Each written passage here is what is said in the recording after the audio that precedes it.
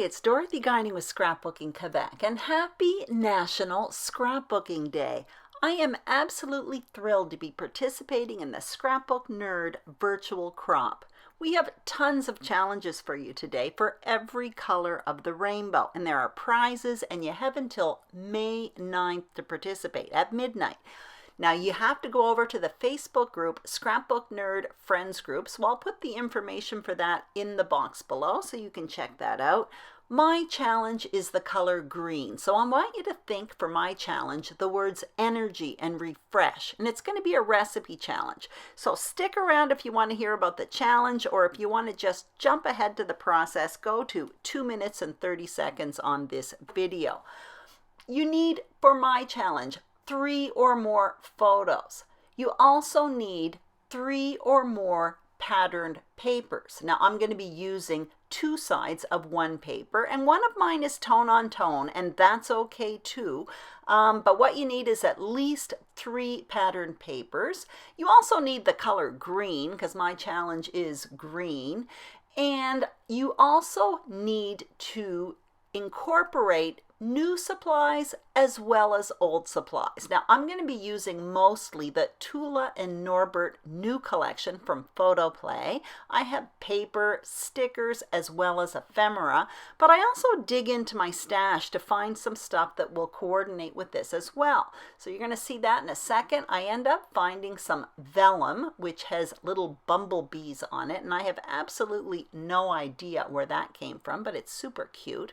I also have some puffy hearts from Pink Fresh Studio that have been kicking around forever, as well as some colored doilies from Stampin' Up. Now I end up only using the doilies, and honestly, you can use mostly old stuff with a little bit of new stuff, or vice versa like me. But one thing is certain, you do add energy and you refresh old material by adding new stuff. And finally, those words, energy and refresh. When you're selecting your photos, I want you to think of that as the theme of your page. Now that can be a child riding a bike or a walk in the woods like me on these photos. So now I'm going to start my process, and I did prepare a frame style foundation in advance with 3 sheets of paper, and I gutted 2 of them. I matted my photos with that black cardstock from behind the foundation page, and now what I'm going to do is continue preparing my foundation page.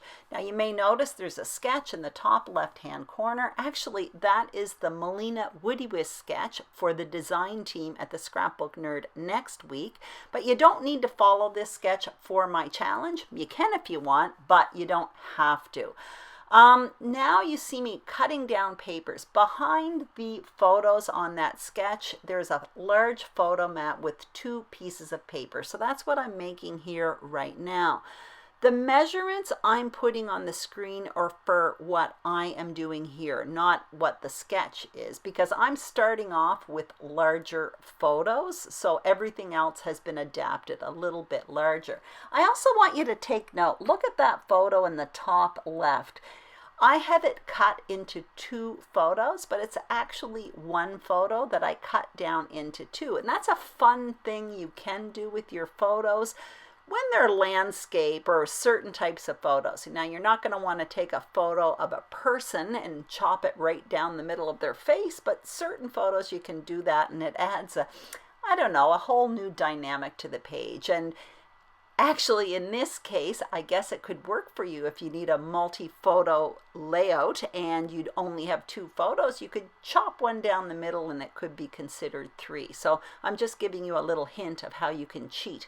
So I'm speeding up the film a little bit here now, and I'm going to adhere this photo mat to the page, and then what you're going to see me do is start working on my title and my journaling, which is usually what I do once I get my foundation page in place and the photos in place.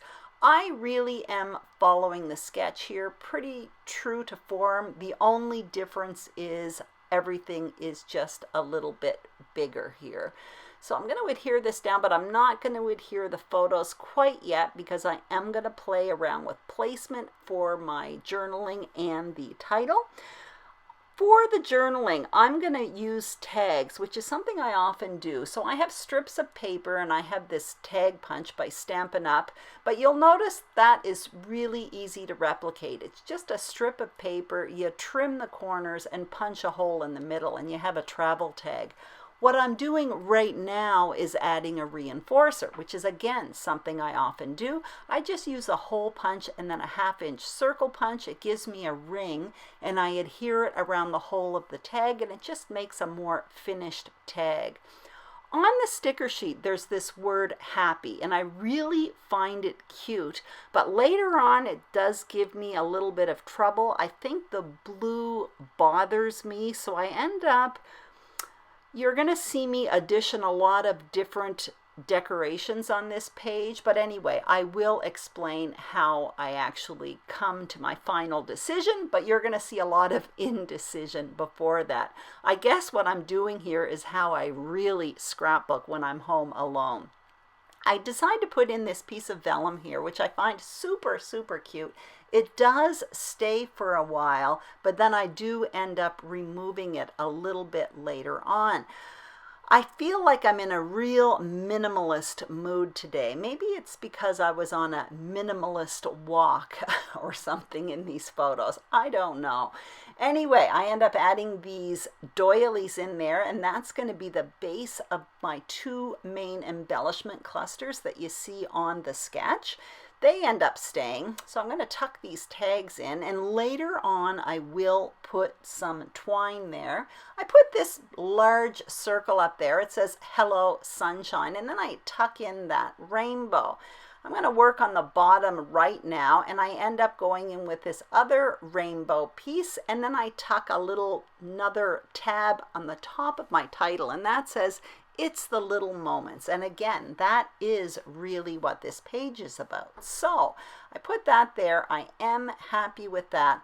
I am almost finished here. I go into those puffy hearts from Pink Brush Studio, and I decide to put them in 3 spots around the page in a visual triangle, and then all I'm going to do is bring in the twine for those tags, and like I always do, I do my journaling off camera. Well, it was at this point I was looking at the page and there was something that was bothering me. Now, I don't know if this ever happens to you, but it certainly happens to me.